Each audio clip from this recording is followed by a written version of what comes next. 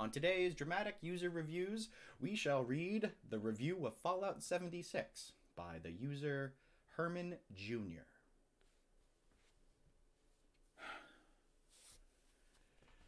It's time to stop giving Bethesda a free pass on awful bugs, bland content, and putting the money above their customers.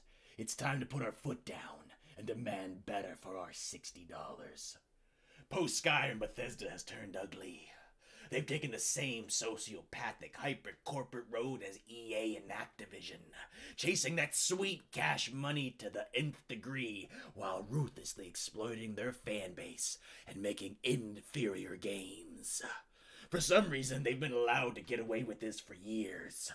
The bought and paid for reviewers seem to find Bethesda bugs charming and quaint, even joking about how they're part of the experience.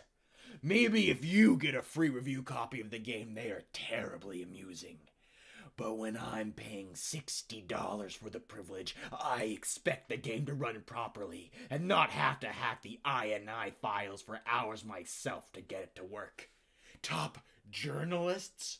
How much is Bethesda paying you again? Anyway, to the game. Fallout 76 is more of the same bland, buggy tripe that we got in Fallout 4, to the extent it's essentially a multiplayer mod. It comes from the same school of cash grab thought as Metal Gear Survive.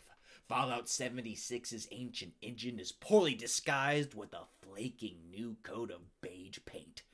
Unlike single-player Bethesda releases, they can't rely wholly on unpaid amateur modders to fix their bugs this time around, so they're likely to stay.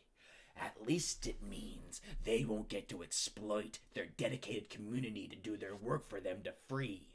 Continuing on from Fallout 4's hollow stripping down of the Fallout franchise, Fallout 76 goes another step further, removing all NPCs and replacing them with the cheap, boring terminals and holotapes of Fallout 3 and 4. You know, those excruciatingly boring, meaninglessly quests people hated, yet are very easy to make. There's a whole game of those now. Yippee.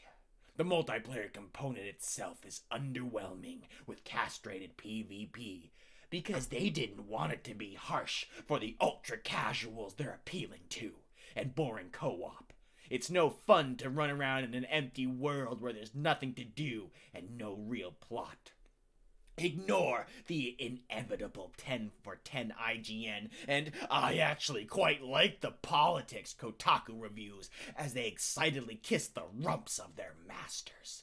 Bethesda has turned out release after release of Skyrim, tried to force paid mods into their games, and now they've moved into cynical cash grab territory. It's time to push back.